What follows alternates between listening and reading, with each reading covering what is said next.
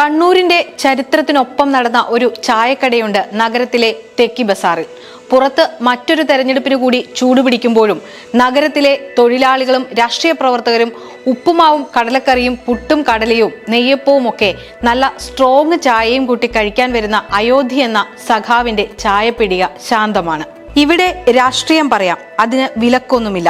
ലെനിനും സ്റ്റാലിനും മാക്സും ഏംഗൽസും ജവഹർലാൽ നെഹ്റുവും അരവിന്ദ മഹർഷിയും AKGയുമെല്ലാം ഫ്രെയിമിട്ട ചിത്രങ്ങളിലായി ചുമരിൽ പതിപ്പിച്ചിട്ടുണ്ട്. മഹാലക്ഷ്മിയുടെ ചിത്രം മുതൽ ശ്രീനാരായണ ഗുരുദേവനും അംബേദ്കറും എല്ലാം ഇവിടെയുണ്ട്.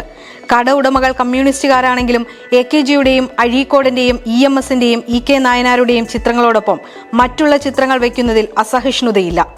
രാമജന്മഭൂമി വിഷയം കത്തി നിൽക്കുന്ന കാലത്താണ് ചായപ്പീടികയ്ക്ക് അയോധ്യ എന്ന പേര് വീഴുന്നത്. എന്നാൽ കണ്ണൂരുകാർ ഇപ്പോഴും സഖാവിന്റെ ചായപ്പീടിക എന്നാണ് വിളിക്കുന്നത്. അവിലും വെല്ലവും കൂട്ടിക്കുഴച്ചതും കട്ടൻ കാപ്പിയും ഉപ്പുമാവും കപ്പക്കറിയുമാണ് ഇവിടുത്തെ പ്രിയ വിഭവങ്ങൾ. 1938 ഈ കട തുടങ്ങിയെന്ന് പിൻതലമുറക്കാർ പറയുന്നു.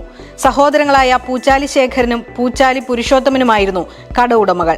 കമ്മ്യൂണിസ്റ്റുകാരായിരുന്നു ഇരുവരും. ഇതിൽ പൂച്ചാലി ശേഖരൻ പോലീസിന്റെ നരനായാട്ടിന് 1948 ഇരയായിട്ടുണ്ട്. ജയിലിലും പുറത്തുമായാണ് ഇരുവരും പാർട്ടി പ്രവർത്തനം നടത്തിയിരുന്നത്. 1948 ശേഖരൻ സഖാവ് P കൃഷ്ണപിള്ളയോടൊപ്പം സേലം ജയിലിൽ കിടന്നിട്ടുണ്ട്. അഴീക്കോടനെ പോലെയുള്ള ആദ്യകാല നേതാക്കൾ ഈ ചായപ്പീടികയിലെ സന്ദർശകരായിരുന്നു. 1967 പാർട്ടി പിളർന്നപ്പോൾ ശേഖരൻ CPIയോടൊപ്പം യാത്ര ചെയ്തു.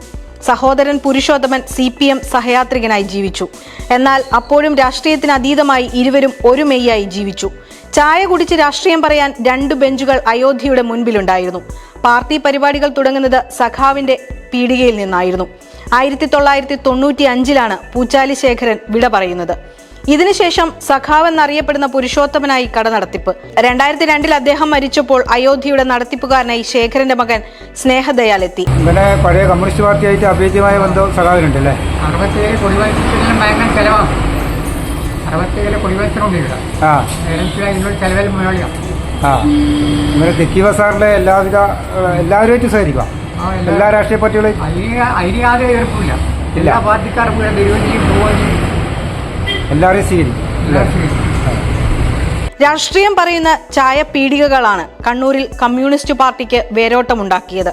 കാറിൽ ദേശീയപാതയിലൂടെ ചീറിപ്പായുന്ന നേതാക്കൾ വരെ സഖാവിന്റെ ചായക്കടയ്ക്ക് മുമ്പിൽ നിർത്തി കുശലം പറയുന്നു. ആധുനികമായ ചില്ല് ഗ്ലാസുകളും വാഷ് ബേസുകളും അലമാരകളും ഒക്കെ മാറ്റം വരുത്തിയിട്ടുണ്ടെങ്കിലും കണ്ണൂരിന്റെ രാഷ്ട്രീയ പ്രതീകമായി മാറുകയാണ് ഈ തെരഞ്ഞെടുപ്പ് കാലത്തും സഖാവിന്റെ ചായപ്പീടിക. സമകാലിക മലയാളം, കണ്ണൂർ.